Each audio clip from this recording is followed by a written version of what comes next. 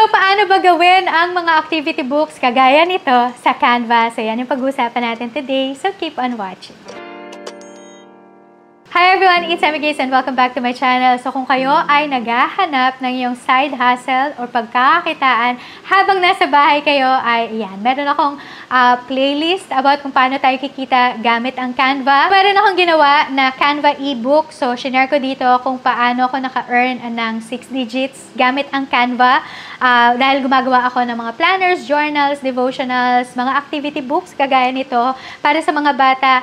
And also ay nagtuturo din ako ng isang course kung paano tayo gagawa nga ng mga ganitong paper product. So, shinare ko yon dito sa aking Canva Business ebook. So, this one is 49 pesos lang. So, kung interested kayo, ilalagay ko yung form down in the description box. So, pag nagbayad kayo, it will be sent right to your email. So, yan yung My Canva Business ebook. It's just 49 pesos. Mas mahal pa nga. Sabi ko yun mas mahal pa sa McDo na french fries or kaya sa milk tea. Pero ang kapalit niyan ay magkakaroon kayo ng passion or kaya may spark yung inyong passion para magkaroon kayo ng side hustle habang nasa bahay. So yan. Today, ang pag-uusapan or ituturo ko sa inyo paano ba ako gumagawa ng mga learning materials or learning activities para sa mga bata sa gamit ang Canva. So, nag-search ako sa mga e-commerce platforms kung okay ba na magbenta ng mga learning activity books ng mga bata. And nakita ko na marami talaga. Kaya dito nga din ako talaga nakafocus, yung Graceful Homeschooling, nakafocus yan sa mga learning activities ng mga bata. Dahil hanggat may bata, ay meron talaga mag-aaral. Kaya, okay na simulan yung ating side hustle or yung ating business mismo sa pag-create ng mga learning materials. So, yan yung papakita ko sa inyo paano ba tayo mag-create gamit ang Canva. So, ito ngayon yung interface ni Canva. So, makikita nyo dyan sa malaking yan screen ay yung mga ongoing projects or mga projects na natapos ko na. So, yan yun. Tapos, since ang gagawin natin nga ay activity books para sa mga bata, so, ang i-click lang natin dito ay yung search. Yan. Pwede nating i-click yung search bar. Tapos, pwede tayo mag-type dito ng activity books for kids. So, meron dyang lalabas na Canva templates and then all your content. So, pag all your content ang pinili natin dito, ay ito ngayon yung mga contents na or mga projects na natapos mo na. Tapos, Canva templates ang i-click natin dahil nga gagawa tayo ng activity book. So, pwede tayong i-click natin dito. Pwede na natin i-click yung mga nandito, no? Pwede din naman i-click natin itong activity books for kids. And then, makikita natin dyan ngayon lahat ng mga activity books na pwede nating gawin. So now, i-plan out nyo lang kung ano yung activity book kasi nga sa sobrang dami ng activity books na pwedeng gawin talaga para sa mga kids ay ma-overwhelm lang din tayo. So like, let's say for example, ang una nating gustong gawin ay yung Let's Count and Color kasi ito naman talaga yung unang-unang kailangan matutunan ng mga bata. So ito ngayon, clinic ko lang yung kanina, yung Let's Count and Color. Makikita nyo ngayon dito yung template na to kung anong itsura. So, meron siya dyang mga features na kagaya niyan. By the way, naka-Canva Pro ako ha. Kaya, na-access ko din yung mga pang Canva Pro. So, yan. Ito ngayon yan. And then, makikita nyo yan. So, tapos, meron din kayo makikita dyan sa pinakailalim na parang similar to this kind of activity book. So, pwede din dito kayo pumili. Pero, since ang gagawin nga natin ay Let's Count and Color, so, ito yung i-click natin. So, click lang natin yung Customize this template. And then, it will lead us now to this screen. Okay, so ito na ngayon yung Let's Count and Color na pinili natin kanina. Pwede nyo yung ibaba para lang din makita nyo kung anong itsura niyan. So, dahil count and color siya, so kailangan magka-count yung bata. Tapos, i-color niya din itong mga objects na nandito. Tapos, meron siyang number dito. So, yan yung pwede natin gawin. Pero, hindi kasi natin pwedeng i-download itong nandito sa Canva. Tapos, ito na mismo yung ibebenta natin either in physical product or digital product. So, hindi pwede yun dahil hindi yun inaalaw ni Canva. So, ang pwede natin gawin ay babaguhin lang natin yung mga nandito na elements. So, let's say, for example, ang gusto pa rin natin na name ay Let's Count and Color. So, pwede naman nating baguhin ito and color. Tapos, baguhin lang natin yung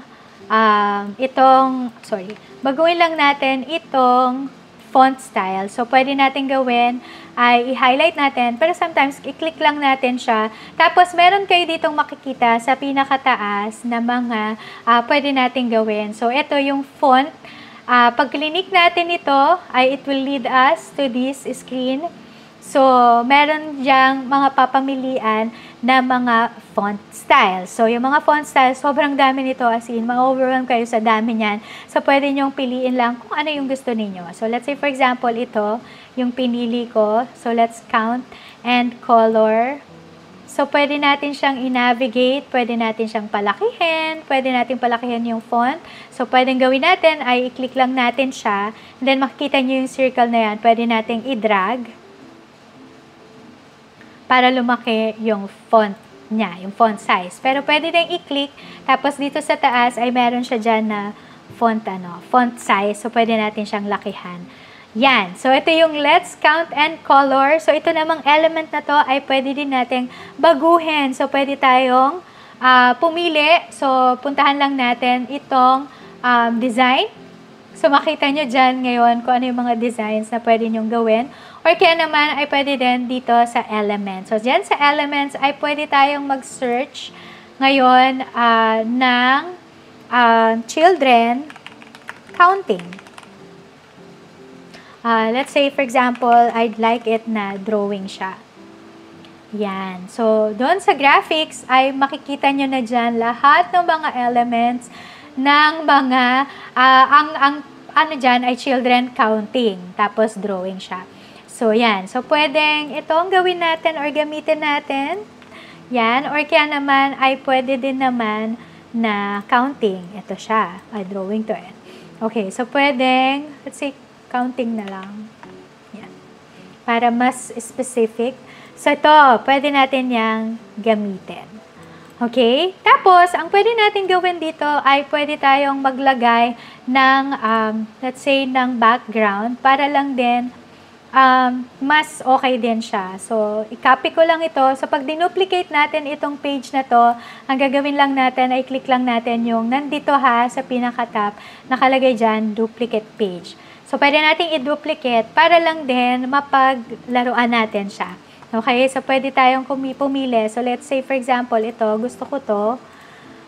Tapos, papalitan lang natin ito. Tapos, ito ngayon, yung ilalagay natin dito sa background.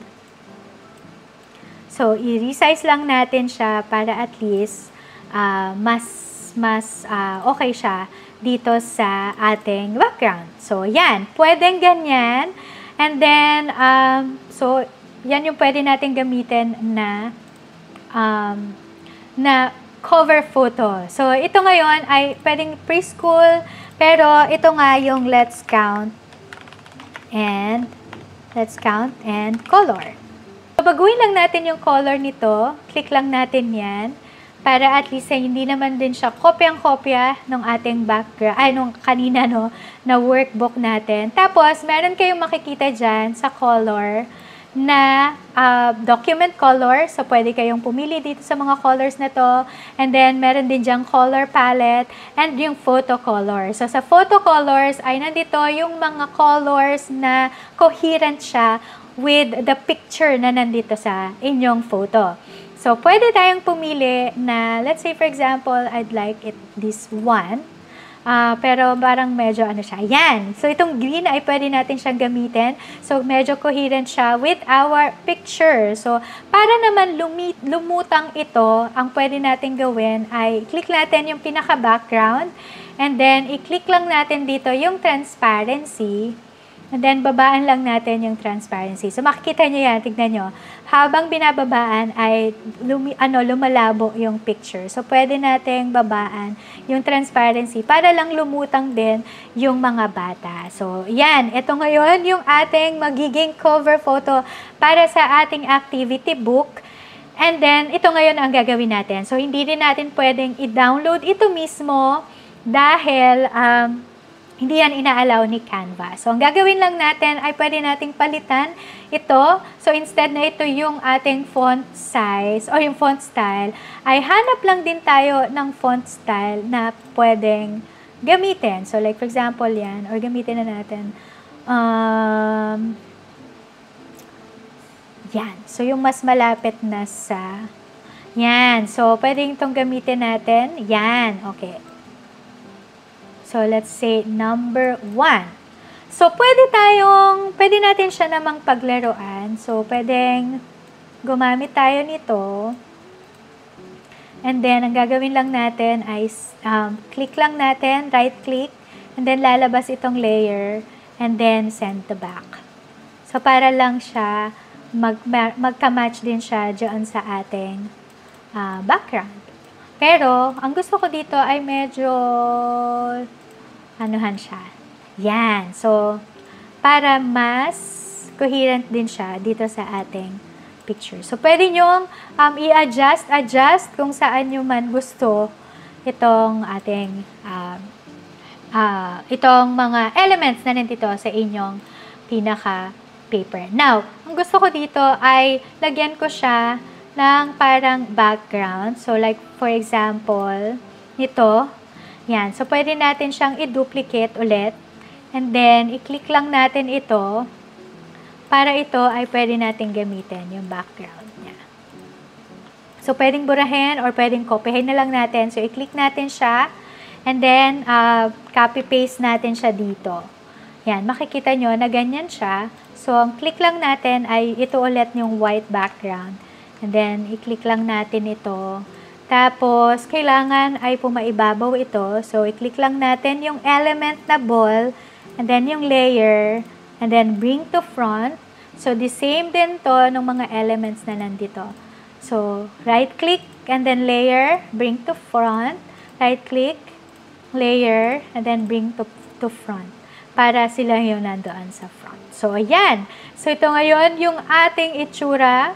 1, pero ito, pwede din natin tong baguhin. Let's say, for example, ang object na gusto ko doon, or pwede din namang ball siya. So, click lang natin yung element, and then, mag-search lang tayo ng ball na black and white. Kasi, let's count and color itong ating activity book. So, pili lang tayo ngayon kung ano yung ball na gusto natin. So, let's say, for example, parang gusto ko ng, okay, hanap tayo dito. Okay, let's say, let's have the beach ball.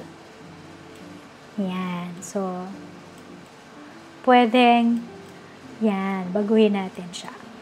Yan. So, ito ngayon yung ating activity book for preschool. Tapos, ito, pwede din naman, so, palitan natin to kung ang ating, so, pwede to, copy-paste lang natin, pati itong element na to.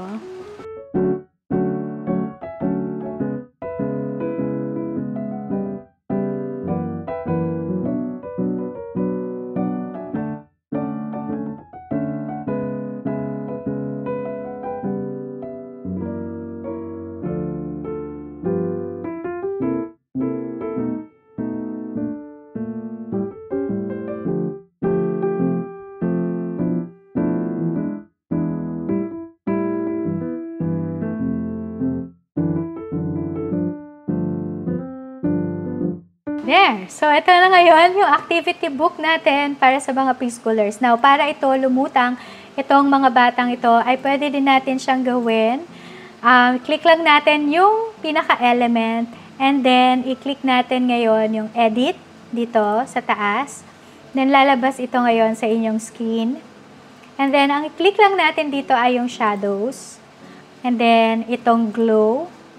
Para lang din nag-glow sila doon sa ating yan, lulutang sila sa ating background. So, black siguro. Yan, black lang siya.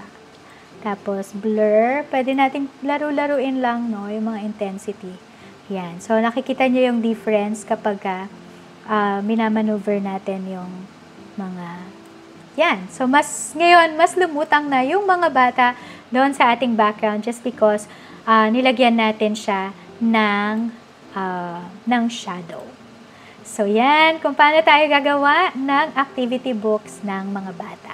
So, I hope na nakatulong sa inyo itong tutorial na to. So, marami kasing nagre-request ng Canva tutorial talaga, no? Kung paano ba kinikreate yung mga ganito, yung mga learning materials ng mga bata. Ayan, papakita ko sa inyo yung loob. So, iba-ibang activities ito.